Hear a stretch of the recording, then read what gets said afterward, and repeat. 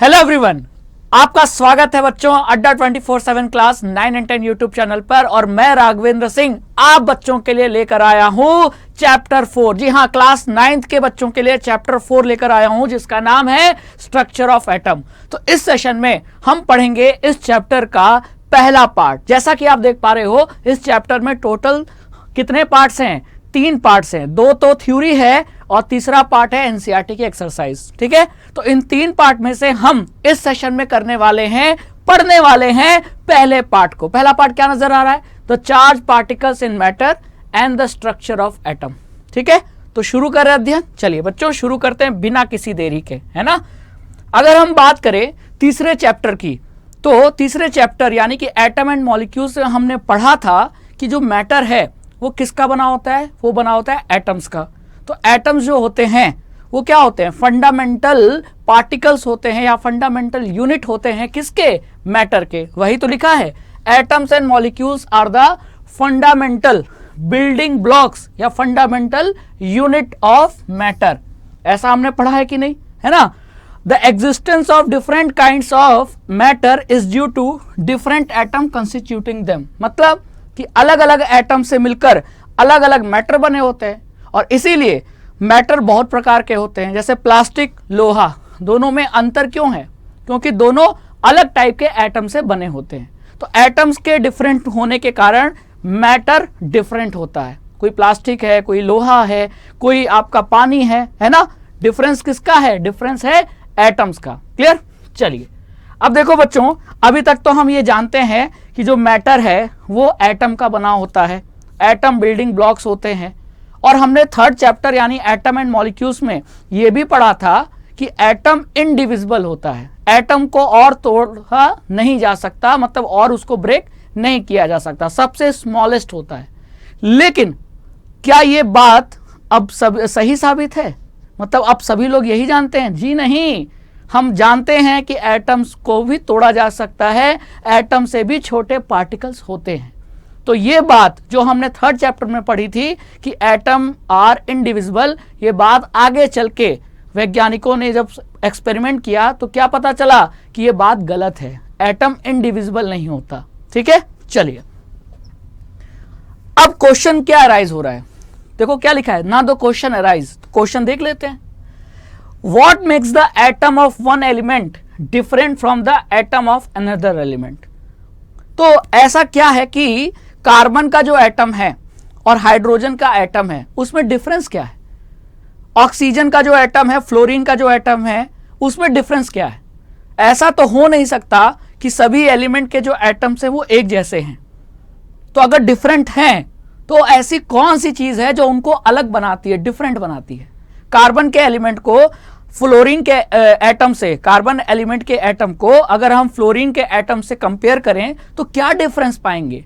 ये बात साइंटिस्ट लोग अपने दिमाग में सोच रहे थे, कुछ तो अंतर होगा। क्या धरती पर जितने एटम्स हैं सभी एक जैसे हैं? जी नहीं। तो पहला क्वेश्चन ये दिमाग में आया साइंटिस्ट लोगों के, है ना। नेक्स्ट क्वेश्चन क्या आया? Are atoms really indivisible? जैसा मैंने बोला था कि शुरुआत में सभी, जैसे डाल्टन ने एटॉमिक थ्योरी दी थी तो उस थ्योरी में क्या कहा था? Atoms are indivisible. लेकिन बाद में चल के ये चीज तो रॉन्ग प्रूव हो गई, क्योंकि हम जानते हैं कि एटम्स आर डिविजिबल, मतलब एटम्स से भी छोटे पार्टिकल्स होते हैं जिसे हम सब एटॉमिक पार्टिकल्स कहते हैं। क्लियर? तो are atoms really indivisible as propose by Dalton? क्या डाल्टन ने जो कहा था कि एटम इनडिविजिबल है, क्या ये बात सही है? और there are smaller constituent inside the atom? क्या ये बात सही है कि एटम से भी छोटे पार्टिकल्स पाए जाते हैं?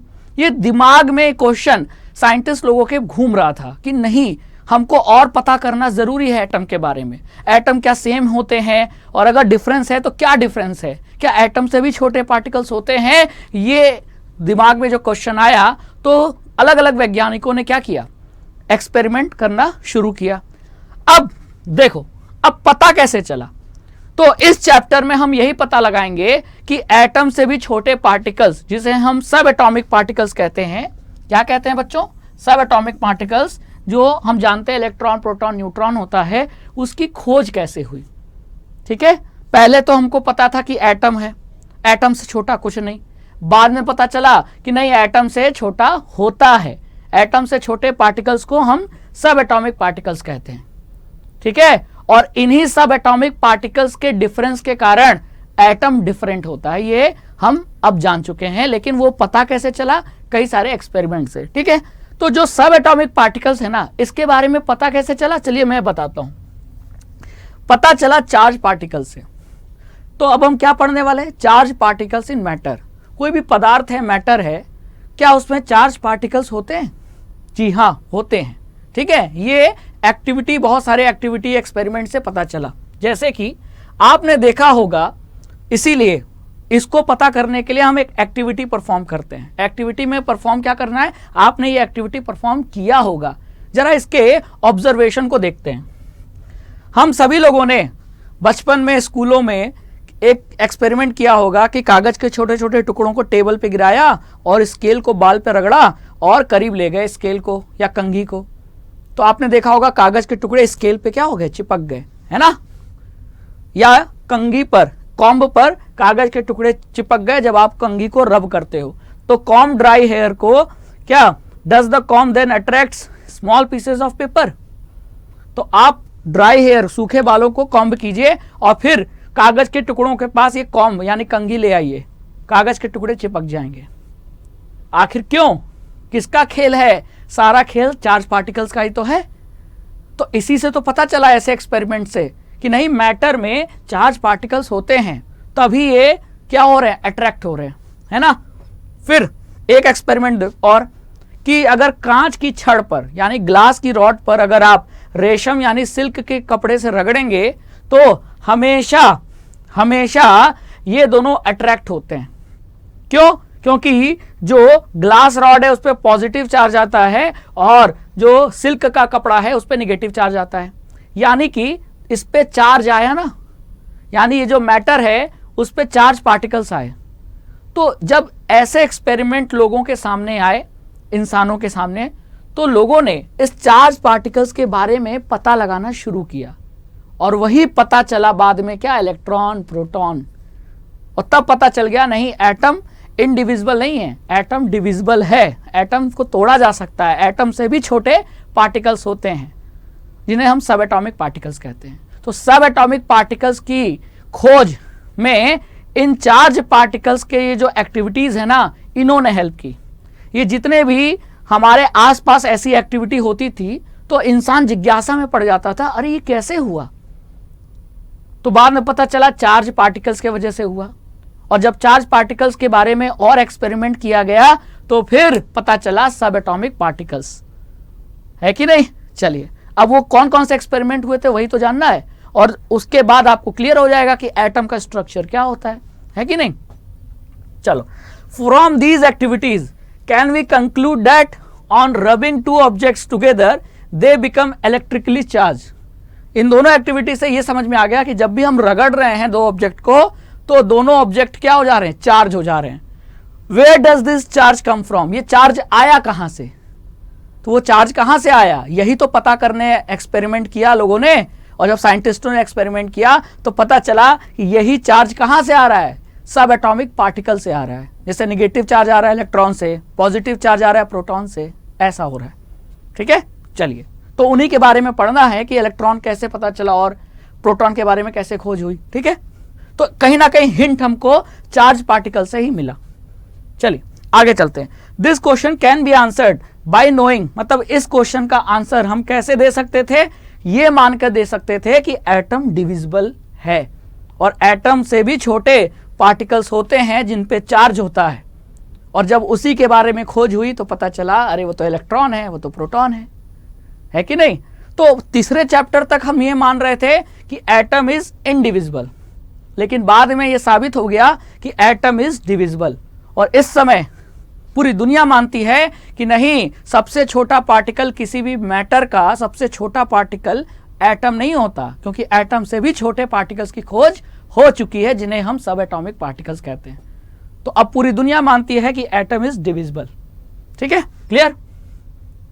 देखो, इलेक्ट्रॉन, प्रोटॉन, न्यूट्रॉन, ये तो पार्टिकल्स ही है ना, और ये एटम के अंदर पाए जाते हैं। तो मतलब एटम सबसे छोटा नहीं है, एटम से भी छोटे पार्टिकल्स हैं। ठीक है, चलो।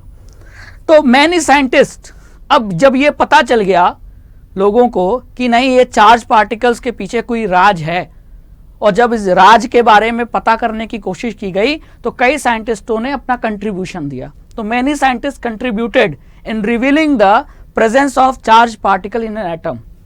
तो अगर एटम में चार्ज पार्टिकल हैं तो उनके बारे में फिर अलग अलग साइंटिस्ट लोगों ने एक्सपेरिमेंट शुरू किया, और शुरू किया तो बहुत सारी चीजें पता चलती गई। ठीक है, तो हम सबसे पहले किस एक्सपेरिमेंट को पढ़ेंगे?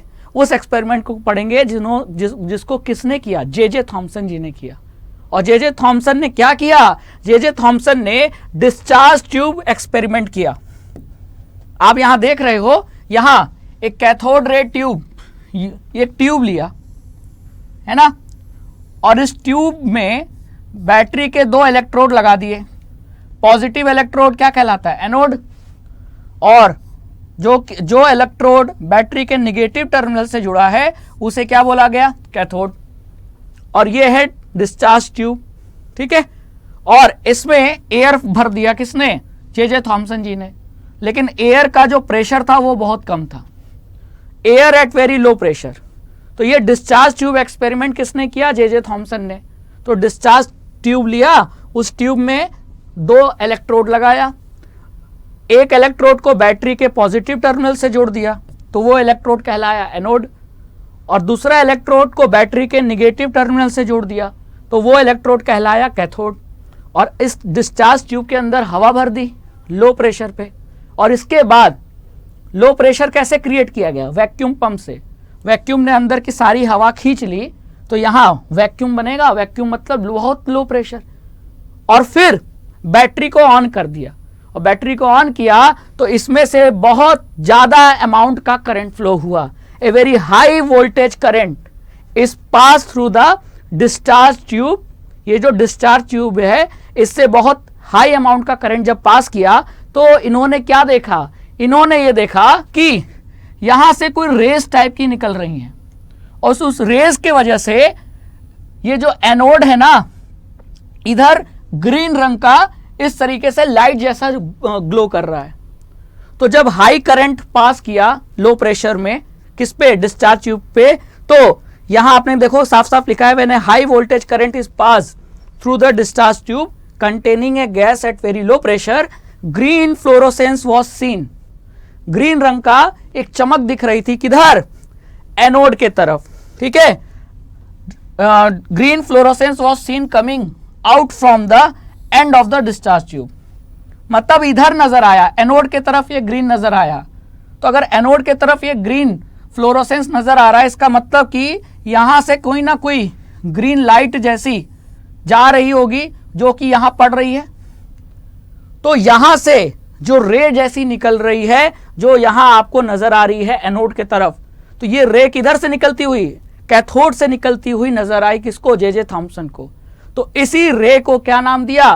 Cathode ray. क्या नाम दिया? Cathode ray. समझ में आया? तो the green fluorescence was the result of rays emitted from the cathode. तो जो ग्रीन फ्लोरोसेंस नजर आ रहा था एनोड की तरफ, वो क्यों नजर आ रहा था? क्योंकि कैथोड से ग्रीन फ्लोरोसेंस रेज के फॉर्म में निकल रहा था, और वो जाकर किधर गिर रहा था, किधर पड़ रहा था? एनोड की तरफ। तो एनोड की तरफ ग्रीन रंग का चमक दिखाई दे रही थी जे थॉमसन जी को। ठीक है, तो क्योंकि रेज कैथोड से निकली इसीलिए जे थॉमसन ने इन रेज को क्या नाम दिया? Cathode rays. और बाद में जब इन कैथोड रेज का और एक्सपेरिमेंट में और इनका नॉलेज किया, मतलब और ज्यादा पता लगाने की कोशिश की, तो ये पाया कि ये जो कैथोड रेज है ना, ये निगेटिवली चार्ज हैं। और निगेटिवली चार्ज क्यों है? क्योंकि ये कैथोड रेज किससे बने हैं? इलेक्ट्रॉन से बने हैं, और इलेक्ट्रॉन की निगेटिवली चार्ज जो बीम्स हैं उसके वजह से ये कैथोड रेज बना है, जो कि एनोड पर ग्रीन रंग का दिखाई दे रहा है। मतलब कि ये जो आपको कैथोड रेज है ना, ये एक्चुअली में बहुत सारे इलेक्ट्रॉन्स का समूह है, और यही रेज के फॉर्म में कैथोड से एनोड की तरफ जा रहा है। बहुत सारे इलेक्ट्रॉन्स का बीम है stream of negatively charge particles called electrons. तो जब कैथोड रे का जब नेचर पता किया तो ये पाया जे थॉमसन ने कि कैथोड रे निगेटिवली चार्ज है, और ऐसा लग रहा है कि छोटे छोटे निगेटिवली चार्ज पार्टिकल्स, बहुत सारे छोटे छोटे निगेटिवली चार्ज पार्टिकल्स कैथोड से एनोड की तरफ क्या कर रहे हैं, बह रहे हैं, फ्लो कर रहे हैं, और उन्हीं रेज को फिर कैथोड रेज नाम दिया, और फिर उन छोटे छोटे पार्टिकल्स को क्या नाम दिया, इलेक्ट्रॉन।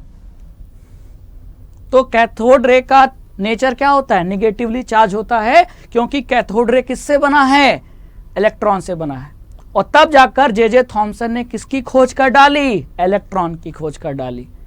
तो सबसे पहला कोई सब एटॉमिक पार्टिकल खोजा गया, तो वो कौन सा खोजा गया, इलेक्ट्रॉन खोजा गया। इलेक्ट्रॉन की डिस्कवरी सबसे पहले हुई थी। और इलेक्ट्रॉन और एटम में कौन छोटा है, इलेक्ट्रॉन छोटा है, एटम बड़ा है। समझ में आया कि नहीं, यही बात तो मैं समझा रहा था। और इलेक्ट्रॉन पे नेगेटिव चार्ज है, तो कहीं ना कहीं जो चार्ज पार्टिकल्स हमको नजर आए थे एक्टिविटीज में, कंघी वाला एक्सपेरिमेंट किया था हमने, अभी आपको पढ़ाया था ना, तो कहीं ना कहीं वो इन्हीं चार्ज पार्टिकल्स इलेक्ट्रॉन के वजह से है, या तो आगे चल के जो प्रोटॉन खोजा गया तो उसके वजह से ही तो ये सब हो रहा था, अट्रैक्शन। समझ में आया। चलिए, तो आपको यहां से कई सारे क्वेश्चन पूछे जा सकते हैं। तो इलेक्ट्रॉन की खोज जे थॉमसन ने की, और जे थॉमसन ने क्या किया, जे थॉमसन ने एक ट्यूब लिया था, उस ट्यूब में हाई वोल्टेज करंट पास किया लो प्रेशर पे, तो एनोड की तरफ ग्रीन रंग का चमक दिखाई दे रही थी, फ्लोरोसेंस। और वो ग्रीन फ्लोरोसेंस किधर से आती हुई दिखाई दे रही थी, कैथोड से। तो रे के फॉर्म में नजर आ रही थी, इसीलिए उन रेस को जो कि कैथोड से निकलकर एनोड की तरफ जा रही है, तो क्योंकि वो कैथोड से निकलती हुई दिखाई दे रही थी, इसीलिए उन रेस को जे थॉमसन ने कैथोड रेस बोला। और बाद में ये पाया कि जो कैथोड रेस है ना, वो बहुत सारे छोटे छोटे निगेटिवली चार्ज पार्टिकल से मिलकर बना है, और इसीलिए उन छोटे छोटे पार्टिकल्स को क्या नाम दिया, इलेक्ट्रॉन नाम दिया। ठीक है, जो कि निगेटिवली चार्ज होते हैं। क्लियर। चलो आगे चलते हैं।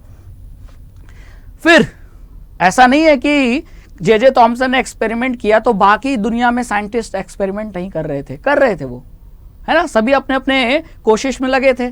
तो एक और साइंटिस्ट थे, कौन, गोल्डस्टीन। गोल्डस्टीन ने डिस्कवर किया एक पॉजिटिवली चार्ज पार्टिकल, और वो रेस के फॉर्म में ऑब्जर्व किया, और उन रेस को क्या नाम दिया, कैनाल रेस। तो Goldstein discovered the presence of new radiation in gas discharge tube and called them canal rays. ठीक है, these rays were positively charged radiation which ultimately led to the discovery of another subatomic particle, proton। तो जैसे कि J Thomson के cathode ray का जब nature पता लगा तो पता चला ये निगेटिवली चार्ज है, और इसका मतलब कि कैथोड रे छोटे छोटे निगेटिवली चार्ज पार्टिकल से बना है, और उन पार्टिकल्स को इलेक्ट्रॉन नाम दिया गया। ठीक उसी तरह जब गोल्डस्टीन ने एक्सपेरिमेंट किया, डिस्चार्ज ट्यूब एक्सपेरिमेंट, तो ये पाया कि बहुत सारे रेज निकल रहे हैं, उन रेस को क्या नाम दिया, कैनाल रेस। और ये पाया कि ये कैनाल रेस का नेचर क्या है, पॉजिटिवली चार्ज। इसका मतलब कैनाल रे छोटे छोटे पॉजिटिवली चार्ज पार्टिकल से बने हैं, है ना। तो उन्हीं पार्टिकल्स को, सब एटॉमिक पार्टिकल्स को फिर नाम दिया गया प्रोटॉन। तो इस तरीके से इलेक्ट्रॉन की बाद प्रोटॉन की खोज हुई, है ना। क्लियर। चलो, दिस सब एटॉमिक पार्टिकल, अब ये जो प्रोटॉन की खोज हुई, इस पे जो चार्ज पाया गया वो इलेक्ट्रॉन के एकदम अपोजिट पाया गया। इलेक्ट्रॉन पे चार्ज माइनस पाया गया, निगेटिवली चार्ज है, और प्रोटॉन पॉजिटिवली चार्ज, तो दोनों पे चार्ज एकदम अपोजिट था। ठीक है, तो चार्ज अपोजिट था और इक्वल था मैग्नीट्यूड में, ये ध्यान रखना है। चार्ज इलेक्ट्रॉन प्रोटॉन पर अपोजिट होता है और मैग्नीट्यूड में इक्वल होता है। ठीक है, और जो मास था, मास सेम नहीं था। प्रोटॉन ज्यादा भारी था। कितना भारी था, अगर इलेक्ट्रॉन के मास से कंपेयर करें तो लगभग 2000 गुना ज्यादा भारी था प्रोटॉन। ठीक है, अब मैं आपको एक्चुअल डाटा बताता हूं। ये देखो, प्रोटॉन पर, एक प्रोटॉन पर कितना चार्ज होता है, प्लस 1.6 इंटू 10 की पावर -19 कूलम। और एक इलेक्ट्रॉन पे कितना चार्ज होता है, -1.6 इंटू 10 की पावर -19 कूलम। तो आप क्या देख रहे हो, चार्ज का जो मैग्नीट्यूड है वो तो दोनों में सेम है, 1.6 इंटू 10 की पावर -19, लेकिन चार्ज का जो नेचर है इलेक्ट्रॉन प्रोटॉन में वो अलग अलग है। प्रोटॉन पे जो नेचर है वो पॉजिटिव है, इलेक्ट्रॉन पर नेचर नेगेटिव है। तो वही लिखा है कि द सब एटॉमिक पार्टिकल्स यानी electron proton had a charge which is opposite but equal in magnitude. और अगर मास कंपेयर करो तो मास किलोग्राम में अगर देखो तो प्रोटॉन का मास कितना है, 1.67 इंटू 10 की पावर -27 kg, और इलेक्ट्रॉन का मास 9.1 इंटू 10 की पावर -31 kg। तो अगर दोनों का मास सेम है क्या, नहीं। और अगर दोनों के मास को कंपेयर करोगे, ये एक्चुअल मास है, लेकिन अगर दोनों को कंपेयर करोगे तो ये पाओगे कि प्रोटॉन लगभग 2000 गुना ज्यादा भारी है इलेक्ट्रॉन से। इलेक्ट्रॉन हल्का है, प्रोटॉन भारी है, कितना भारी है, लगभग 2000। अगर आप यहां से रेशियो निकालोगे तो निकल कर आ जाएगा। ठीक है, जैसे मतलब ये रिलेटिव है, ये जो कंसेप्ट है ये रिलेटिव है। जैसे मान लो कि एक ऑब्जेक्ट का वजन है 1 किलोग्राम और दूसरे ऑब्जेक्ट का वजन है 2000 किलोग्राम, तो मैं ये कहूं कि ए के कंपैरिजन में बी कितना भारी है, तो 2000 गुना भारी है कि नहीं, बस यही कहना चाह रहा हूं। तो ये तो एक्चुअल मास है, लेकिन रिलेटिव अगर बताया जाए तो ये बोलेंगे कि बी 2000 गुना ज्यादा भारी है। ठीक उसी तरह इलेक्ट्रॉन प्रोटॉन का ये एक्चुअल मास है, लेकिन अगर कंपेयर किया गया तो ये पाया गया कि प्रोटॉन ज्यादा भारी होता है, कितना, 2000 टाइम्स ज्यादा भारी है इलेक्ट्रॉन से। और जो चार्ज है वो आपको बता दिया मैंने। ठीक है, क्लियर। अब कौन बार बार 1.6 इंटू 10 की पावर -19 लिखे, इतने को हमने 1 ले लिया। जैसे 12 दर्जन और मतलब 1 दर्जन, तो 1 दर्जन में 12 पीस होता है, लेकिन कौन 12 लिखे, तो 12 को हमने एक ग्रुप में रख लिया और बोला 1 दर्जन। तो 12 को मैं 1 दर्जन भी कह सकता हूं ना। उसी तरह 1.6 इंटू 10 की पावर -19 को मैंने 1 मान लिया, तो मैं इतने की जगह 1 लिख सकता हूं। तो फिर प्रोटॉन पे रिलेटिव चार्ज +1, तो इलेक्ट्रॉन पे रिलेटिव चार्ज -1। ठीक है, क्लियर। चलिए, तो इलेक्ट्रॉन की खोज हुई, प्रोटॉन की खोज हुई, और फिर ये पता चल गया कि इलेक्ट्रॉन प्रोटॉन होते हैं एटम्स के अंदर, मतलब एटम सबसे छोटा नहीं होता, एटम से भी छोटे पार्टिकल्स होते हैं जिनमें कुछ ना कुछ चार्ज होता है, प्रोटॉन और इलेक्ट्रॉन, और इन्हीं पार्टिकल्स को सब एटॉमिक पार्टिकल्स कहा जाता है। क्लियर। चलिए, in general an electron is represented as E- and proton is represented at P+। तो इलेक्ट्रॉन को माइनस से और प्रोटॉन को P से और प्लस से रिप्रेजेंट करते हैं। The mass of proton is taken as 1 unit and its charge as +1। The mass of electron is considerable to be negligible and its charge is -1। तो मैंने अभी बताया ना, चार्ज की बात करें तो प्रोटॉन को +1 लेते हैं और इलेक्ट्रॉन का रिलेटिव चार्ज -1 लेते हैं। लेकिन मास की बात करें तो इलेक्ट्रॉन का मास बहुत कम होने की वजह से उसको न के बराबर रहते हैं, नेग्लिजिबल रहते हैं। ठीक है, क्या करते हैं, नेग्लिजिबल लेते हैं, और प्रोटॉन के मास को एज ए 1 यूनिट कंसीडर करते हैं। मतलब कि अगर आप यहां देखो कि 1.67 इंटू 10 की पावर -27 kg, इसको प्रोटॉन का मास को अगर मैंने 1 ले लिया है ना, तो इलेक्ट्रॉन का मास प्रोटॉन के कंपैरिजन में 2000 गुना कम है, तो न के बराबर है ना, इसीलिए हम उसको नेग्लिजिबल मानते हैं। क्लियर। चलो देखो, ठीक है, इसमें कोई डाउट तो नहीं।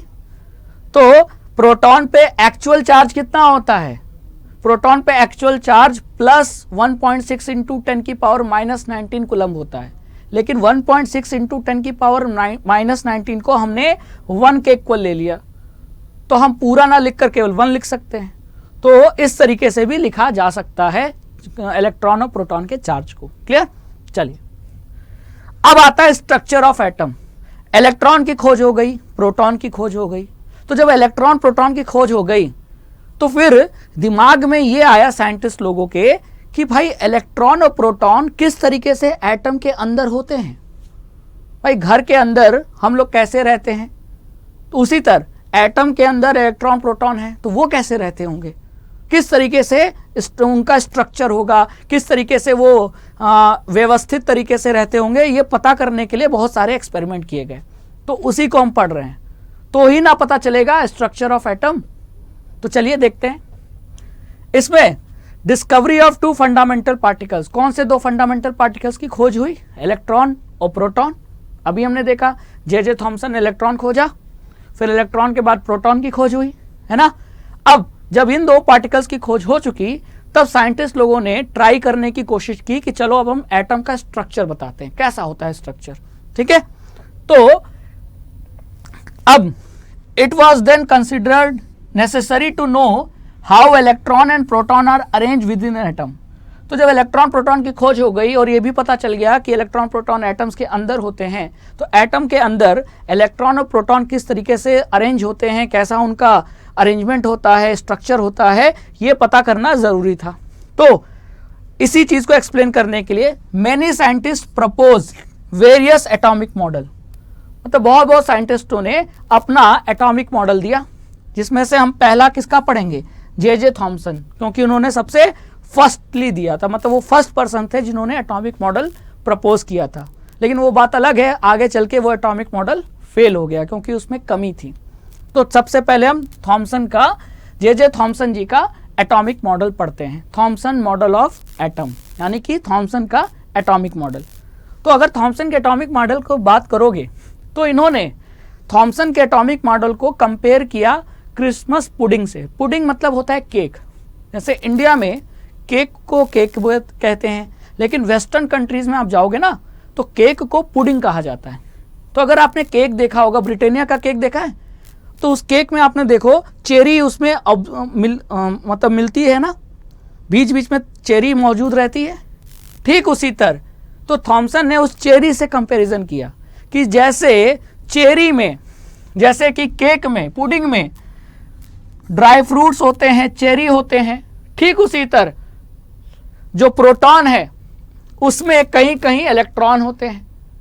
ठीक है, तो इन्होंने क्या बोला, देखो थॉमसन ने ये क्रिसमस पुडिंग से कंपेयर किया और ये बोला कि जो एटम है वो पॉजिटिव चार्ज का स्फीयर है, पॉजिटिव चार्ज का गोला है, और इस गोले में ठीक वैसे ही जैसे कि पुडिंग में, केक में चेरी धसा होता है, ड्राई फ्रूट्स धसे होते हैं, ठीक उसी तरह इस पॉजिटिव चार्ज के स्फीयर में कहीं ना कहीं इलेक्ट्रॉन धसा है, ऐसा होता है एटम। ठीक है, तो इस तरीके से कंपेयर करके बताया। ठीक है, और इसको we can also think of a watermelon, हम केक की जगह हम वाटरमेलन भी सोच सकते हैं। वाटरमेलन तरबूज, तो देखो तरबूज अगर आप देखोगे काट कर, तो ये जो ब्लैक ब्लैक रंग के नजर आ रहे हैं क्या हैं? तरबूज के सीड हैं, वाटरमेलन के क्या हैं? सीड हैं। तो जिस तरीके से इस तरबूज में बीज, सीड धसे हैं, ठीक उसी तरह एटम है। एटम भी एक गोलाकार है, संरचना है, पॉजिटिव इस चार्ज का स्फीयर है। ठीक है, स्फीयर है, गेंद, गेंद समझ रहे हो ना, तो गेंद का अगर आपसे कोई शेप पूछे तो क्या कहोगे? स्फीयर। ठीक उसी तरह एटम है, तो एटम पॉजिटिवली चार्ज स्फीयर का बना है, जिसमें बीज की तरह कहीं कहीं क्या प्रेजेंट है? इलेक्ट्रॉन प्रेजेंट है। तो we can also think of watermelon, the positive charge in the atom is spread all over like the red edible part. तो जैसे तरबूज में, वाटरमेलन में ये जो खाने वाला लाल हिस्सा है जो कि फैला हुआ है, उसी तरह एटम में पॉजिटिव चार्ज फैला हुआ है, और उस पॉजिटिव चार्ज के बीच बीच में इलेक्ट्रॉन प्रेजेंट हैं, ठीक वैसे ही जैसे कि यहाँ काले रंग के बीज यानी सीड प्रेजेंट हैं तरबूज में। तो थॉमसन ने मॉडल को, एटॉमिक मॉडल को कंपेयर करके बताया। आप चाहे उसको पुडिंग से कंपेयर करो, केक से कंपेयर करो, या वाटरमेलन से कंपेयर करो, है ना। तो देखो ये नजर आ रहा है ना, एक स्फीयर है, स्फीयर पर जहां आपको ऑरेंज ऑरेंज दिख रहा है, इस पूरे स्फीयर पर पॉजिटिव चार्ज फैला हुआ है, और बीच बीच में कहीं कहीं निगेटिवली चार्ज इलेक्ट्रॉन प्रेजेंट है, और ये बन गया इलेक्ट्रॉन प्रोटॉन से एटम। ऐसा दिखता है एटम, ऐसा कहने वाले कौन थे? थॉमसन। ठीक है, कह दिया उन्होंने। अब थॉमसन ने जो बोला वो आपके सामने मैंने रख दिया। यही बोला ना कि atom consist of a positively charge sphere and the electrons are embedded in it, उसमें धसे हुए हैं। ठीक वैसे जैसे केक में ड्राई फ्रूट या चेरी धसा होता है, जैसे तरबूज में बीज धसे होते हैं, ठीक उसी तरह पॉजिटिवली चार्ज स्फीयर में इलेक्ट्रॉन्स धसे हुए हैं, ऐसा एटम दिखता है। ठीक है, और दूसरा पॉइंट क्या बोला, जितने प्रोटॉन है उतने ही इलेक्ट्रॉन है, तो चार्ज बैलेंस है, और चार्ज बैलेंस है इसीलिए एटम हमेशा न्यूट्रल होता है, ऐसा भी कहा था। The negative and positively charge, negative and positive charge are equal, तो +1 -1, तो नेट चार्ज क्या आया 0। तो इसका मतलब कि atom as a whole is electrically neutral. तो ये दो बातें कही थी जे थॉमसन ने एटम के बारे में और एटम के स्ट्रक्चर के बारे में। लेकिन क्या ये बात सही निकली? तो पहली बात तो गलत निकली, दूसरी बात तो सही निकली कि एटम न्यूट्रल होता है। अभी भी हम यही मानते हैं कि एटम क्या होता है, न्यूट्रल। तो दूसरी बात तो सही निकली, लेकिन जो पहली बात है वो गलत निकली। क्यों गलत निकली? क्योंकि एटम में सिर्फ इलेक्ट्रॉन प्रोटॉन होते हैं, ऐसा कहा था किसने? थॉमसन जी ने। न्यूट्रॉन का कभी जिक्र किया नहीं, क्योंकि उस समय तक न्यूट्रॉन की खोज ही नहीं हुई थी। लेकिन बाद में न्यूट्रॉन की खोज हुई और यह भी पता चल गया कि न्यूट्रॉन भी एटम के अंदर होता है। लेकिन थॉमसन के एटॉमिक मॉडल में कहीं भी न्यूट्रॉन का जिक्र है? मतलब ये समझ में आया कि थॉमसन ये कह रहे हैं कि मेरे जो एटम का स्ट्रक्चर जो मैंने बनाया था उसमें मैंने कहीं भी न्यूट्रॉन को कंसीडर नहीं किया। तो ये तो गलत है, न्यूट्रॉन तो होता है। तो ये ड्रॉबैक था, है ना। और जो इन्होंने स्फीयर कहा कि स्फीयर होता है, तो ये स्फीयर तो होता नहीं है एटम। ठीक है, तो ये चीजें गलत साबित हुई। बस हाँ, एक चीज सही साबित हुई कि नेगेटिव और पॉजिटिव चार्ज इक्वल होते हैं, जिसके वजह से एटम क्या होता है, न्यूट्रल। ये बात अभी भी सही है। तो क्योंकि जे थॉमसन के एटॉमिक मॉडल में ड्रॉबैक था, तो इस ड्रॉबैक को पूरा करने के लिए एक अलग साइंटिस्ट आए, उस कमी को पूरा किया और अपना एक मॉडल दिया, वो थे अर्नेस्ट रदरफोर्ड। तो अब हम किसका एटॉमिक मॉडल पढ़ेंगे? रदरफोर्ड का एटॉमिक मॉडल पढ़ेंगे। ठीक है, तो अगर रदरफोर्ड के एटॉमिक मॉडल की बात की जाए, तो रदरफोर्ड के एटॉमिक मॉडल में इन्होंने जो एक्सपेरिमेंट किया था वो बहुत फेमस है, वो बहुत इंपॉर्टेंट है। रदरफोर्ड ने जो एक्सपेरिमेंट किया था वो गोल्ड का यूज करके किया था, तो इस एक्सपेरिमेंट का नाम क्या पड़ गया? Gold foil experiment. और क्योंकि गोल्ड के फॉयल समझ रहे हो ना, पतली शीट, जैसे घर में खाना पैक करने के लिए एल्यूमिनियम फॉयल खरीदते हैं हम लोग, तो बहुत पतला होता है ना, उसी तरह गोल्ड का फॉयल यूज किया और उस पर अल्फा पार्टिकल्स का बम्बार्डमेंट, मतलब अल्फा पार्टिकल्स को उस पर फेंका। ठीक है, तो स्कैटरिंग, फेंकना मतलब स्कैटरिंग कहलाया। तो इसीलिए गोल्ड फॉयल एक्सपेरिमेंट भी इसे कहा जाता है, या इसे अल्फा स्कैटरिंग एक्सपेरिमेंट भी कहा जाता है। तो इसके दो नाम है, अल्फा स्कैटरिंग भी कह लो या गोल्ड फॉयल एक्सपेरिमेंट कह लो। ठीक है, अब जरा इस एक्सपेरिमेंट को ध्यान से देखते हैं। तो यहां देख रहे हो, ये येलो रंग से क्या दिखा रहा है? Gold foil. और ये जो लाल रंग से क्या शो कर रहा है? Alpha rays. ठीक है, in this experiment fast moving alpha particles were made to fall on a thin gold foil. मतलब पतली गोल्ड की पन्नी पर अल्फा पार्टिकल जो बहुत तेज रफ्तार से आ रहे हैं, उनको मजबूर किया गया अल्फा पार्टिकल्स को कि वो गोल्ड के पतले फॉयल पर गिरें, टकराएं। ठीक है, इस एक्सपेरिमेंट में यही काम किया किसने? रदरफोर्ड जी ने। अब क्वेश्चन ये उठता है कि गोल्ड का फॉयल क्यों लिया? तो बच्चों, गोल्ड मेटल है और मेटल्स में प्रॉपर्टी होती है कि वो मेलेबल होते हैं। मतलब मेटल्स को अगर आप प्रेशर लगाओगे, पीटोगे, तो देखोगे वो टूटते नहीं हैं, वो पतले होते जाते हैं, पतली शीट में बदलते जाते हैं, पतले होते हैं और फैलते हैं। यही प्रॉपर्टी होती है मेलेबिलिटी। तो ये प्रॉपर्टी होती है किसमें? मेटल्स में, और मेटल्स में भी सबसे ज्यादा गोल्ड में। तो मतलब हम सबसे पतली शीट किसकी सबसे ज्यादा बना सकते हैं? सबसे पतली शीट हम गोल्ड की बना सकते हैं। तो इसीलिए गोल्ड का यूज किया। He selected gold foil because he wanted as thin a layer as possible. मतलब बहुत पतली लेयर उसको चाहिए था। किसको चाहिए था? रदरफोर्ड जी को। तो सबसे पतली लेयर किसकी बना सकते हैं? जिसको ज्यादा हम पीट कर पतला कर सकते हैं, और ये गुण मेलेबिलिटी कहलाती है। और ये गुण सबसे ज्यादा किस मेटल में होते हैं? गोल्ड में। इसीलिए रदरफोर्ड ने गोल्ड का यूज किया। ये पूछा जाता है एग्जाम में। ठीक है, और this gold foil was about 100 atoms thick, यानी इतनी पतली थी कि 1000 एटम्स को अगर मैं इस तरीके से लाइन से लगा दूं तो इस गोल्ड फॉइल की थिकनेस, मोटाई 1000 एटम्स के बराबर थी। 1000 एटम्स मतलब कुछ भी नहीं, एटम्स तो बहुत छोटे होते है ना। क्लियर। चलिए अब जब एक्सपेरिमेंट किया तो क्या पाया वो देखते हैं। पहले तो ये जो अल्फा रेज है उसको देख लेते हैं।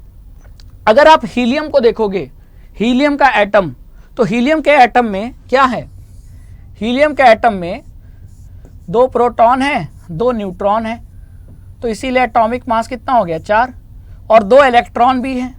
लेकिन अगर इन 2 इलेक्ट्रॉन को हटा दिया जाए हीलियम के एटम से तो हीलियम के पास सिर्फ हीलियम का न्यूक्लियस बचेगा जिसमें 2 प्रोटॉन और 2 न्यूट्रॉन होंगे, और इलेक्ट्रॉन हट जाने की वजह से हीलियम पे क्या आ जाएगा +2 चार्ज। अब वो आयन में बदल गया, तो कितना आयन पे कितना चार्ज, डबल चार्ज। तो डबली चार्ज हीलियम आयन को ही अल्फा पार्टिकल कहते हैं। मतलब हीलियम के एटम से 2 इलेक्ट्रॉन निकाल दो तो वो किस में बदल गया, हीलियम +2 आयन में, और उसी हीलियम +2 आयन को ही अल्फा पार्टिकल कहते हैं। ठीक है, क्लियर। देखो 2 प्रोटॉन 2 न्यूट्रॉन और इलेक्ट्रॉन तो हमने निकाल ही लिया एटम में से।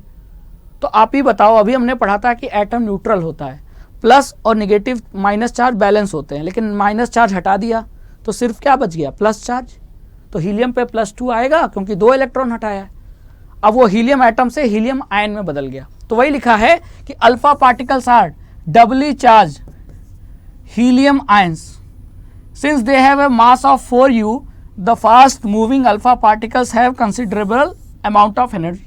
क्योंकि इनका मास बहुत कम था तो इनको बहुत हाई एनर्जी से, बहुत ज्यादा रफ्तार से गोल्ड की फॉइल पर फेंका जा सकता था।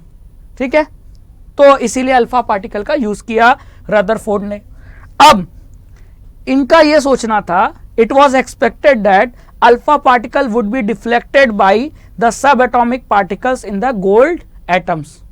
मतलब अगर सामने गोल्ड की पन्नी है तो अगर अल्फा पार्टिकल भेजेंगे तो इससे टकराकर अल्फा पार्टिकल डिफ्लेक्ट हो जाएगा, ऐसा सोचा था रदरफोर्ड ने, है ना। Since the alpha particles were much heavier than the proton he did not expect to see a large deflection. ठीक है, लेकिन जो सोचा वो हुआ नहीं, है ना, जो सोचा वो हुआ नहीं। रदरफोर्ड सोच के चल रहे थे कि डिफ्लेक्ट होंगे अल्फा पार्टिकल, लेकिन असल में हुआ क्या, असल में देखो अधिकतर अल्फा पार्टिकल सीधे चले गए, बिना डिफ्लेक्ट हुए सीधे पास हो गए। देखो तो रदरफोर्ड ने क्या पाया, ये पाया कि most of the alpha particle सीधे पास हो गए। और ये पता कैसे चला, तो रदरफोर्ड बड़े ज्ञानी आदमी थे, उन्होंने क्या किया था, अब आपको दिखाता हूं। ये चारों तरफ से एक फ्लोरोसेंट स्क्रीन लगाया था, तो इस स्क्रीन पे जहां भी अल्फा पार्टिकल टकराएगा वहां चमक उठेगी, तो पता चल जाएगा। तो सबसे ज्यादा चमक कहां उठी, यहां इस एरिया में, मतलब अल्फा पार्टिकल सीधे पार कर गए, तभी तो यहां टकराए, और टकराए तो यहां रोशनी उठी। तो इस रोशनी से ये पता चला, अच्छा सीधे सारे अल्फा पार्टिकल, अधिकतर अल्फा पार्टिकल जरूर अपनी स्ट्रेट लाइन में गोल्ड को पार करते हुए बिना डिफ्लेक्ट हुए सीधे निकल गए, और तभी यहां टकराए, तभी रोशनी उठी। ठीक है,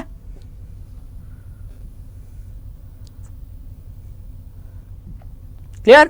तो देखो मोस्ट ऑफ द, अब देखो एक्सपेरिमेंट से क्या पाया, most of the fast moving alpha particles passed straight through the gold foil. तो पहला ये पाया एक्सपेरिमेंट से कि अधिकतर अल्फा पार्टिकल, अधिकतर कहने का मतलब यह है कि अगर 100 अल्फा पार्टिकल बॉम्बार्ड कराया गया गोल्ड की तरफ, तो 100 में से 97 अल्फा पार्टिकल बिना डिफ्लेक्ट हुए सीधे गोल्ड फॉइल से पास कर गए। ठीक है, some of the alpha particle were deflected by the foil by small angle.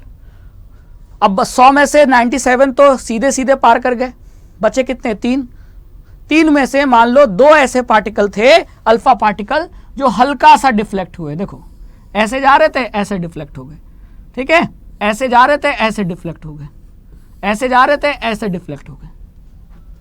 और बहुत ही कम, 100 में 1 ऐसा पाया गया, कहने को मैं 100 ले रहा हूं, 100 कहने को ले रहा हूं, ठीक है। यहां देखो एक्चुअली 12,000 में ऐसा पाया गया एक कि जो अल्फा पार्टिकल ऐसा पाया गया कि जो टकराया और सीधे वापस आ गया।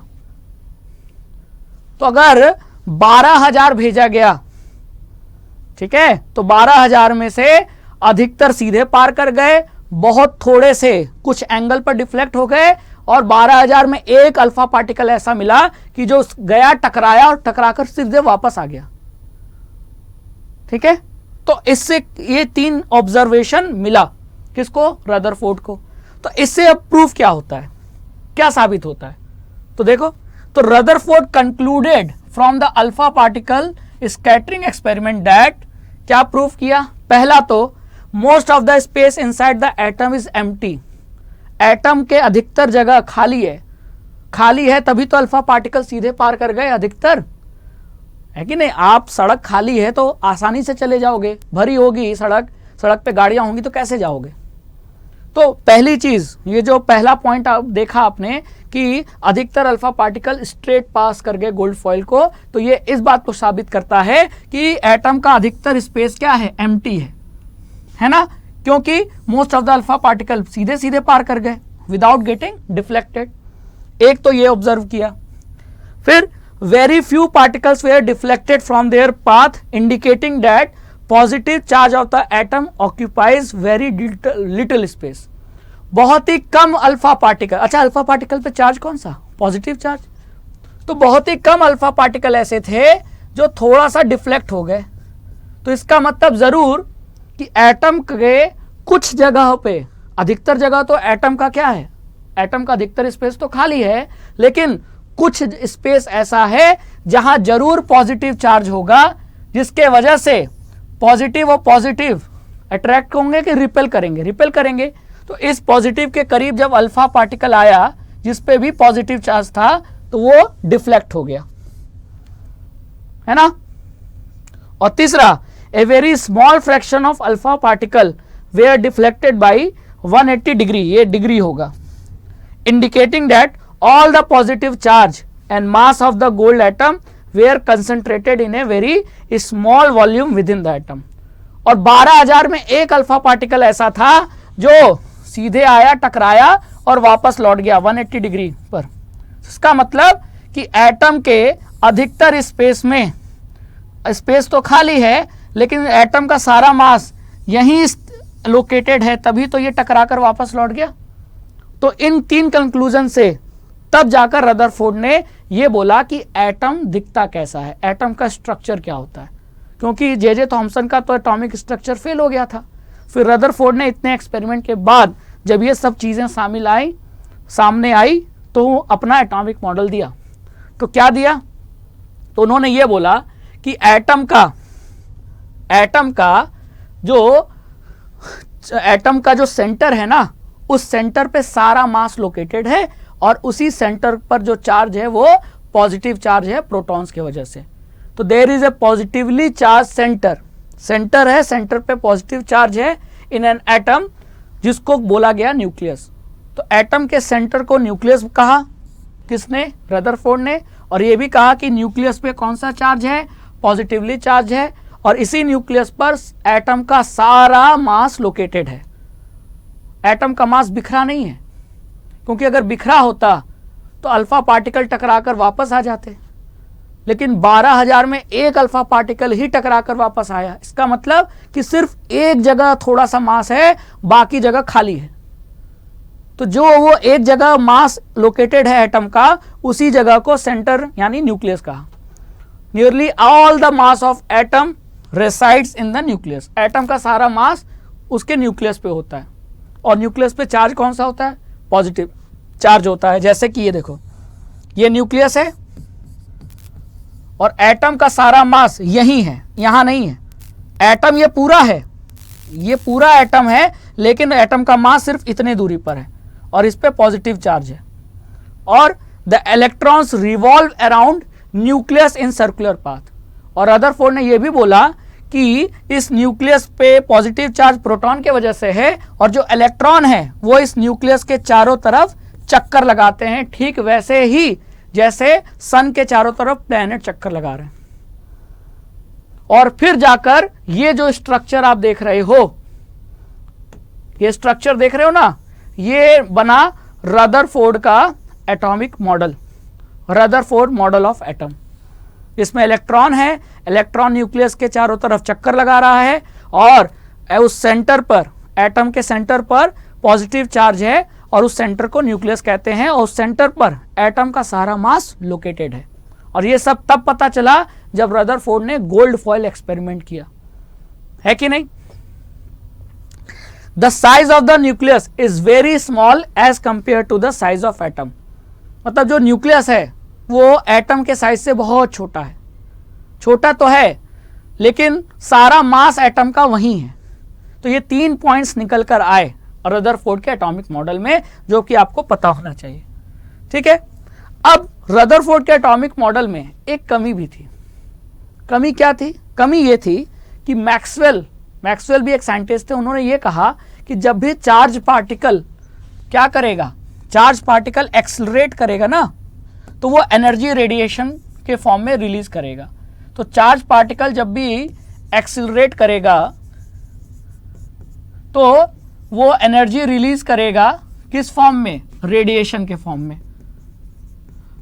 तो रदरफोर्ड ने जो ये बात कही थी कि इलेक्ट्रॉन न्यूक्लियस के चारों तरफ घूम रहा है, तो जो इलेक्ट्रॉन घूम रहा है तो जो इसकी वेलोसिटी है ना, इलेक्ट्रॉन की वेलोसिटी वेक्टर क्वांटिटी, मतलब वेलोसिटी में मैग्नीट्यूड और डायरेक्शन दोनों होता है।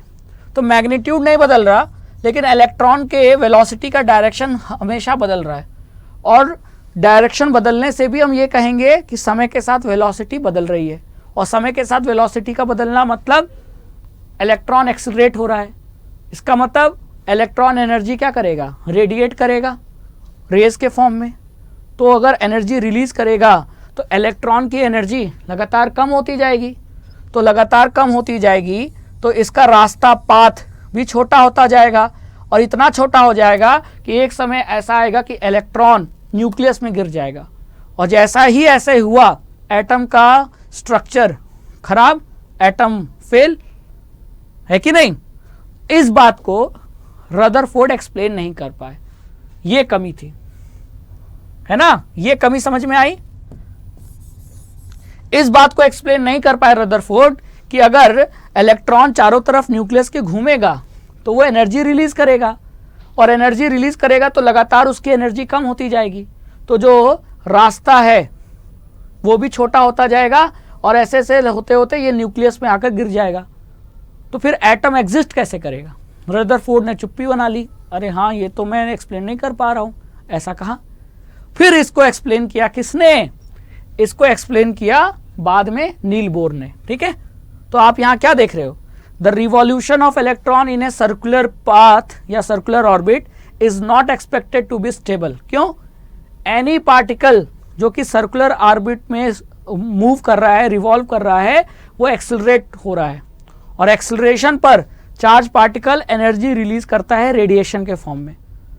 और अगर एनर्जी रिलीज करेगा तो वो जो इलेक्ट्रॉन है फाइनली फॉल कर जाएगा किस में? न्यूक्लियस में। और if this were so the atom should be highly unstable and hence matter would not exist in the form that we know. तो अगर ऐसा होगा तो फिर एटम एग्जिस्ट कैसे करेगा? और एटम एग्जिस्ट नहीं करेगा तो मैटर कैसे एग्जिस्ट करेगा? क्योंकि मैटर एटम से बना होता है। तो मैटर को एग्जिस्ट करना है तो एटम स्टेबल होना जरूरी है, लेकिन यहां तो साबित नहीं हो रहा। तो इसी को प्रूव किया नील बोर ने। तो बोर ने अपना एटॉमिक मॉडल दिया। तो बोर का एटॉमिक मॉडल लगभग वही है जो रदरफोर्ड का है, बस उसमें एक पॉइंट एक्स्ट्रा हो गया। क्या एक्स्ट्रा हो गया? जरा ध्यान से देखो। नील बोर ने यह बोला कि इलेक्ट्रॉन रिवॉल्व करेगा प्रोटॉन के चारों तरफ, मतलब न्यूक्लियस के चारों तरफ, जैसा कि रदरफोर्ड ने बोला था। लेकिन नील बोर ने उसमें एक पॉइंट ये ऐड कर दिया कि जो इलेक्ट्रॉन रिवॉल्व करेगा न्यूक्लियस के चारों तरफ, वो तय रास्ते पे फिक्स्ड ऑर्बिट पे करेगा।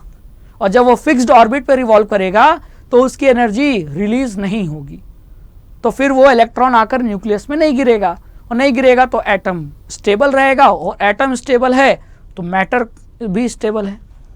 ठीक है, यही था नील बोर का एटॉमिक मॉडल कि electron revolve around certain special orbit known as discrete orbit of electrons which are allowed inside the atom.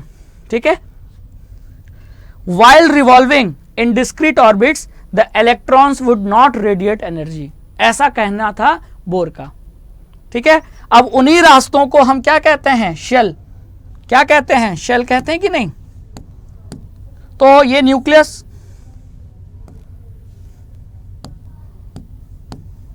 ये क्या है, न्यूक्लियस। न्यूक्लियस के चारों तरफ पहला शेल, इसमें इलेक्ट्रॉन होगा। उस शेल के बाद दूसरा शेल, तो पहला शेल के होता है, दूसरा एल होता है, तीसरा एम होता है, चौथा एन होता है, और सबका एक एनर्जी लेवल होता है। के शेल का एनर्जी लेवल 1 होता है, एल का एनर्जी लेवल 3 मतलब 2 होता है, यहाँ 2 होगा। तो ये जो तय रास्ते दिख रहे हैं ना, इन्हीं पर घूमता है इलेक्ट्रॉन। रदरफोर्ड ने क्या कहा था, इलेक्ट्रॉन घूमता है, बस ये कहा था।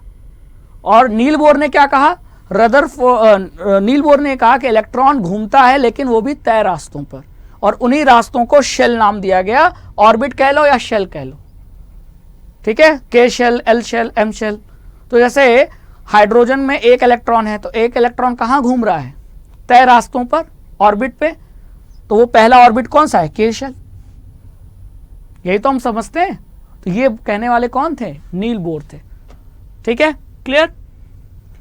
अब नील बोर ने बोला तो फिर ये बात क्या हो गई, स्टेबल हो गई। ये बात एक्सेप्ट कर लिया लोगों ने कि हाँ, नील बोर ने जो सुधार किया रदरफोर्ड में, वो एटॉमिक मॉडल सही है।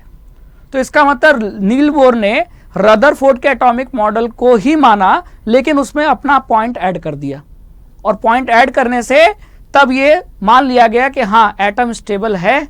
और कैसे है वो नील बोर ने एक्सप्लेन कर दिया था। ठीक है, अब इसके बाद ये सब जब एटम के बारे में थोड़ा बहुत पता चल गया, इलेक्ट्रॉन कहाँ होता है, प्रोटॉन कहाँ होता है, एटम के सेंटर को क्या कहते हैं, उस पर चार्ज कौन सा होता है, इसके बाद खोज हो गई किसकी, एक अनदर सब एटॉमिक पार्टिकल्स की, न्यूट्रॉन की। तो न्यूट्रॉन की खोज किसने की थी, जेम्स चैडविक ने की थी 1932 में। तो वही लिखा, ये है जेम्स चैडविक, है ना। The James Chadwick discovered another subatomic particle which had no charge and a mass nearly equal to that of proton. तो न्यूट्रॉन पे कोई चार्ज नहीं होता, लेकिन न्यूट्रॉन का मास लगभग प्रोटॉन के मास के इक्वल होता है ना। और it was eventually named as neutron. ठीक है, neutron are present in the nucleus of all atom except hydrogen. Hydrogen element के एटम को छोड़कर सभी एलिमेंट के एटम के न्यूक्लियस में न्यूट्रॉन होता है। तो न्यूक्लियस पे न्यूट्रॉन भी होता है और प्रोटॉन भी होता है। और क्योंकि हमने ये सीखा था, हमने पढ़ा था कि एटम का सारा मास कहाँ होता है, उसके न्यूक्लियस पे, और न्यूक्लियस में क्या होता है, न्यूट्रॉन और प्रोटॉन।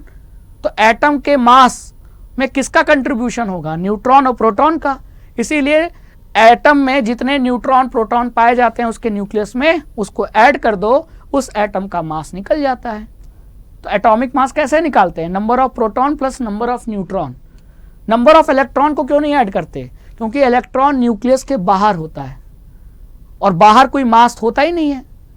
मास नहीं होता है, जगह खाली है, तभी तो अधिकतर अल्फा पार्टिकल क्या हो गए थे, सीधे स्ट्रेट चले गए थे। यही तो हमने पढ़ा है कि नहीं। तो बस प्रूव हो गया। तो mass of an atom is therefore given by the sum of mass of proton and neutron.